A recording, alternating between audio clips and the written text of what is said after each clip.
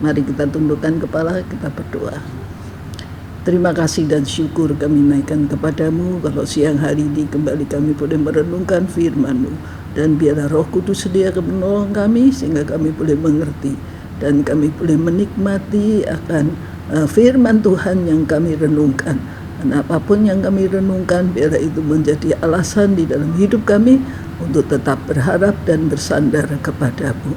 Terima kasih ya Tuhan, terpujilah nama-Mu. Dalam nama Yesus kami berdoa. Amin. Selamat siang Bapak Ibu sekalian.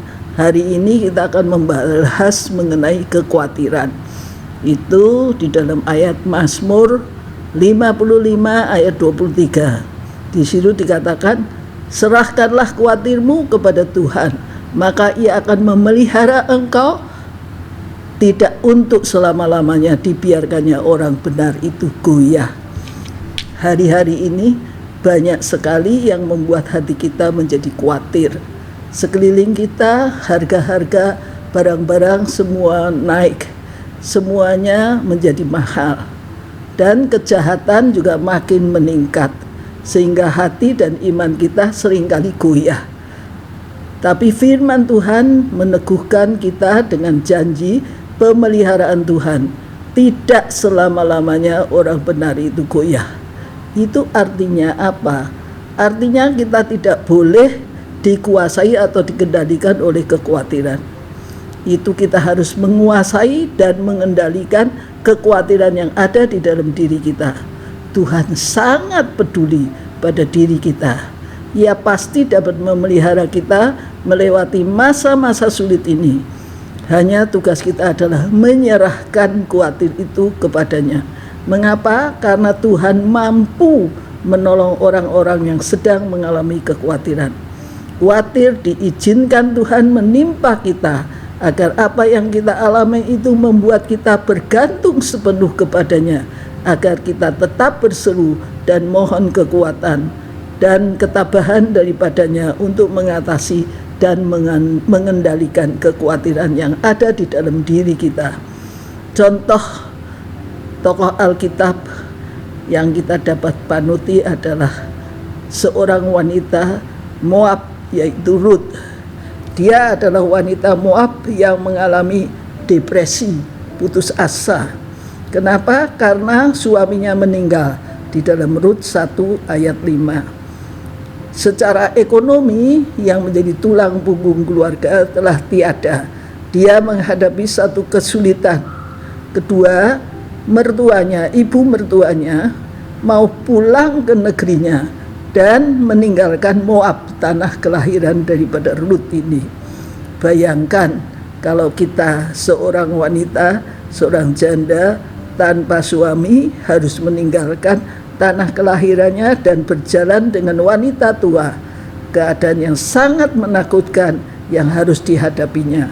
Tanpa suami tidak dapat melakukan apa-apa, berada di negeri asing.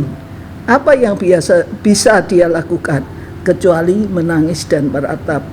Namun dia tetap memutuskan untuk mendampingi dan melayani ibu mertuanya. Sebab itu dia memutuskan untuk mendampingi akan ibu mertuanya, dan dia betul-betul melakukan apa yang dia telah putuskan. Dan Tuhan sungguh kelihatannya tidak hadir di dalam kehidupannya. Namun kita melihat akhir daripada Rut ini, akhirnya Tuhan hadir dan memberkati dia. Bahkan ketika dia ada di Israel, dia bertemu dengan suami kedua dan menikah dengannya, hidup berbahagia. Dalam keadaan sulit, dia tidak langsung melihat Tuhan yang akan menyediakan hal yang baik bagi dirinya, tapi justru dia menghadapi masa itu dengan setia. Dia memperoleh hal yang baik yang tidak diduga sama sekali di depannya. Semua diserahkan kepadanya. Bagaimana dengan diri kita? Sudahkah kita serahkan khawatir kita kepada Tuhan? Sekali lagi, jangan khawatir menguasai dan mengendalikan kita, tapi sebaliknya kuasailah dan kendalikanlah khawatir itu dengan penyerahan total pada janji pemeliharaan Tuhan. Kita sanggup tidak melakukan hal yang sama, bahwa kekhawatiran itu tidak boleh menguasai diri kita, tapi kita harus menguasai akan kekhawatiran, akan hal yang kita takutkan di dalam hidup ini, dan berjalan menyerah sepenuh kepada Tuhan. Melewati masa-masa yang sulit ini, yakinlah bahwa kita akan keluar seperti Ruth akhirnya mendapatkan kebahagiaan karena dia hanya menyerah total kepada Tuhan. Dia tidak memberontak, tetapi dia mengikuti apa yang Tuhan mau. Demikian juga dengan diri kita di dalam zaman yang makin sukar, makin sulit ini, yakinlah bahwa Immanuel atau Allah itu selalu menyertai kita. Dia tidak ingin kita semua goyah, tapi dia sudah janji bahwa dia akan mendampingi, karena orang benar itu tidak akan dibiarkan goyah. Kita tidak pernah akan dibiarkan sendirian, tetapi dia mendampingi. Sebab itu mari kita menguasai akan kekhawatiran kita, ketakutan kita, kita kuburkan. Dan seperti Pendeta Elisa katakan di ibadah wanita, bahwa kita sudah merdeka daripada khawatir, merdeka dari segala sesuatu yang mengikat kita. Dan biarlah kita sungguh-sungguh merasakan akan kuasa Tuhan di dalam hidup kita. Janji pemeliharaan Tuhan tidak pernah tidak dipenuhi. Dia memenuhi semuanya kalau kita menuruti akan firman Tuhan. Tergantung kepada kita masing-masing. Apakah kita mau mengikuti firman Tuhan dan kita tidak mengizinkan khawatir mengendalikan diri kita, maka kita akan berbahagia.